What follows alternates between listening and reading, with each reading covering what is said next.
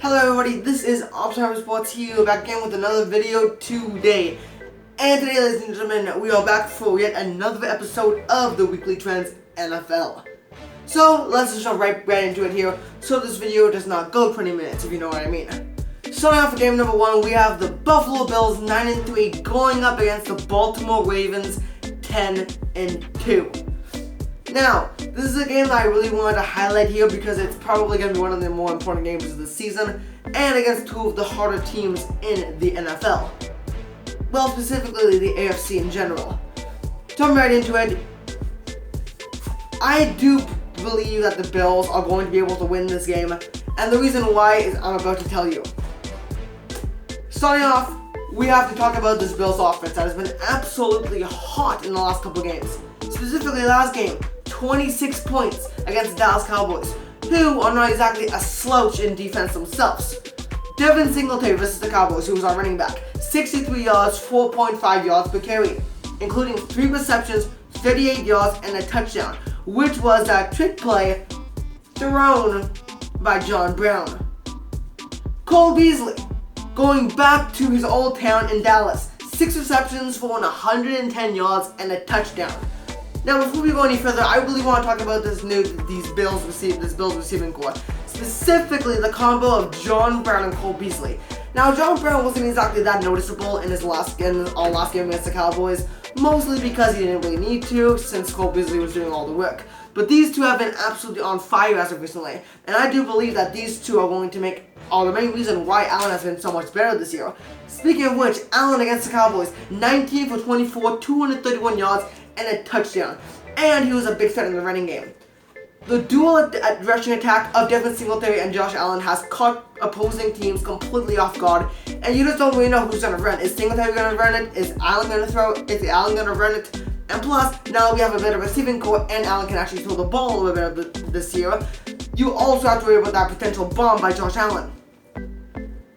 However, we are going to be going up against the Baltimore Ravens, who have Lamar Jackson, one of the best stories in the league so far. However, Lamar Jackson did not have the best game against a similar defense to ours last week against the San Francisco 49ers. 14 for 23, 105 yards, and a touchdown passing. That is not good at all. That really goes to show that Lamar Jackson really isn't that good of a passer in this league. However, rushing, 101 yards, 6.3 yards per carry, and a touchdown by Lamar Jackson. I repeat, if the Bills are going to lose this game, it is going to be because of Lamar Jackson running the football, as the Bills are 14th against the run in yards per game allowed. Exactly. And another reason why I do not believe that the Baltimore Ravens are that good of a passing team is because the only 2 receivers that had more than 1 reception was Andrews and Hurst, and they both only had 3 for 50 yards or less. Both of them did not do that good. Also, this Baltimore defense is pedestrian at best, with only really Old Thomas and Marlon Humphrey to really show for it. So, with that being said, I do believe that Lamar Jackson will be able to run the ball quite a bit in this game. It could cause some troubles for the Bills, but in the end, I do believe that the Bills will be able to at least make it somewhat takeable, and they'll be able to win this game. Give me 2 touchdowns due to our lockdown defense. For my second game of the week, I have the New England Patriots at home against the Kansas City Chiefs. Now, I personally believe that this is going to be a great game, as the last time that these two teams meet, which was last season, it was the most exciting game that I have seen in my time watching football. 50-50 plus points for both teams. I believe it was the Patriots that ended up winning that game, an absolutely amazing offensive display. However, I do not believe that's going to be the case this game, as both these offenses have kind of been struggling as of late. Personally, I think this is going to be a tough one, but I'm going to have to pick the New England Patriots at home. I believe that this is going to be the game that Tom Brady really shows why he is still the GOAT. Because he hasn't had the best season this year, but last game, 24 for 47, 326 yards, 3 touchdowns, and 1 pick.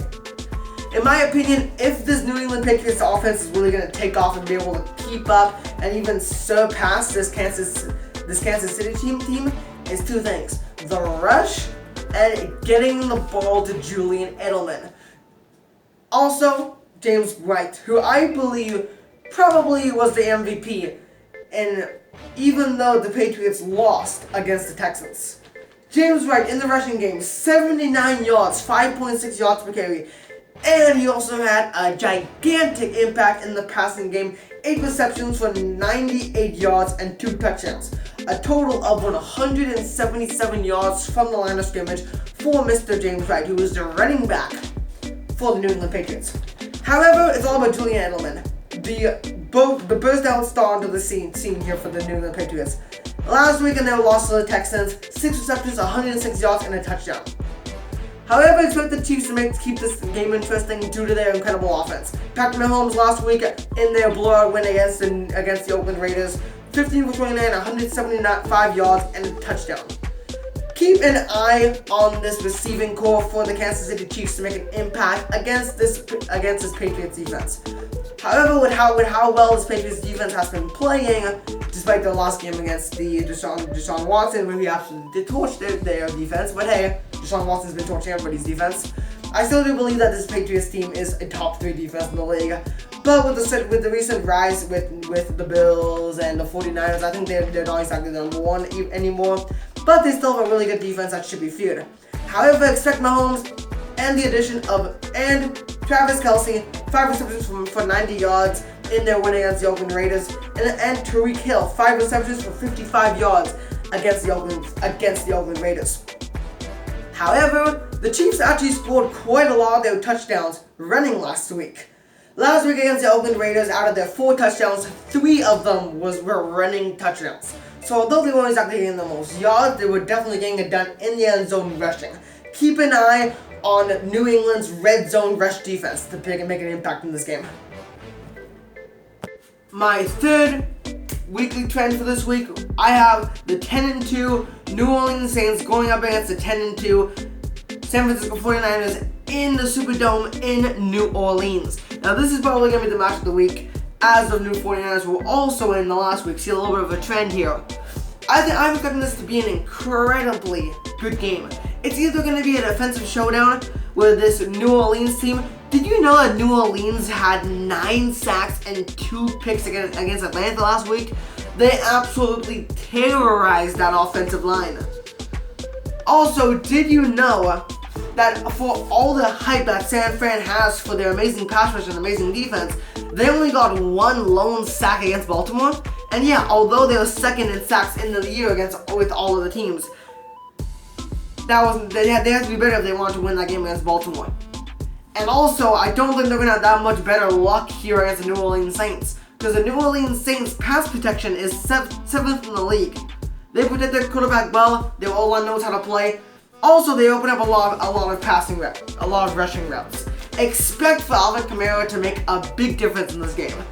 If the Saints are going to decide to go a defensive style, expect for Alvin Kamara to run the ball a lot. Try to keep San Francisco off the field. Try to use Marshawn Lattimore and Eli Apple to kind of neutralize this incredible San Francisco 49ers running attack. Speaking of the San Francisco 49ers running attack, Breida is expected to be unlisted in this next game. However, it's still questionable. He might play, he might not. But if he doesn't start, I don't think San Francisco fans will be that upset. As Raheem Mostert, I think I'm pronouncing that right, played an absolutely incredible game in their close loss to the Baltimore Ravens. 19 carries for 146 yards and a touchdown. That's right, 146 yards rushing. Am I the only person who has never heard of this guy?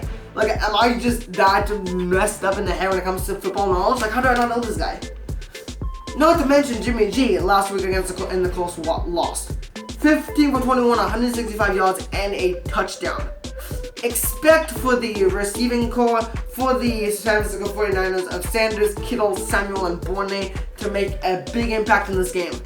However, with how well the New Orleans Saints have been playing defensively, with how well they've been running the ball, and it really does look like Drew Brees is slowly starting to get into his comfort zone. Not to mention the fact that it's in New Orleans. Give me the New Orleans to win this game. So, one last thing. If I was Drew Brees, pass the ball to Michael Thomas. Like, a lot. This guy is such a solid wide receiver. You also have Jared Cook there that can also catch the ball pretty well. And you have Alvin Kamara, who can also use his hands in the passing game. Expect those 3 passing targets to play a huge role in attacking this 49ers defense.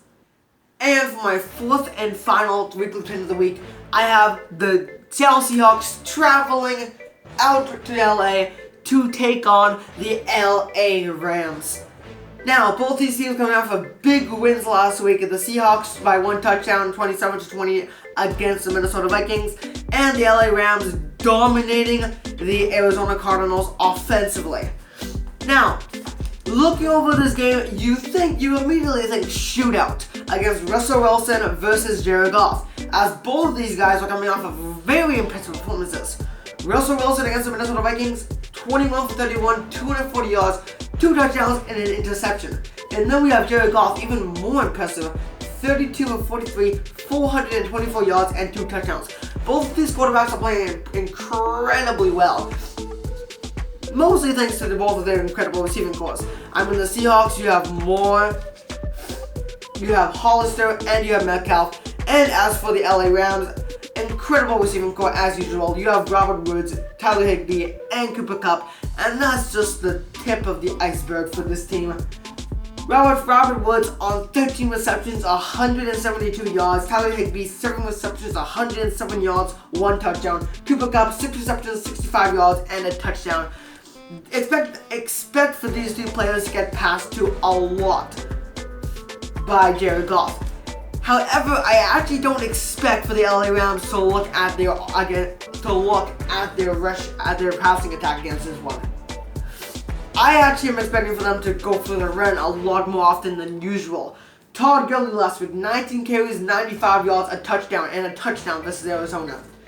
Now, one thing I find a lot about this LA team is whenever they run the ball more, it opens up the field a lot more for Jared Goff, and I think this is going to be really useful against the Seahawks team. We give the Seattle defense a lot of slack this year. 2+ sacks in 4 of their last 5 games. That new addition from Houston, it looks like he's really helping in them out.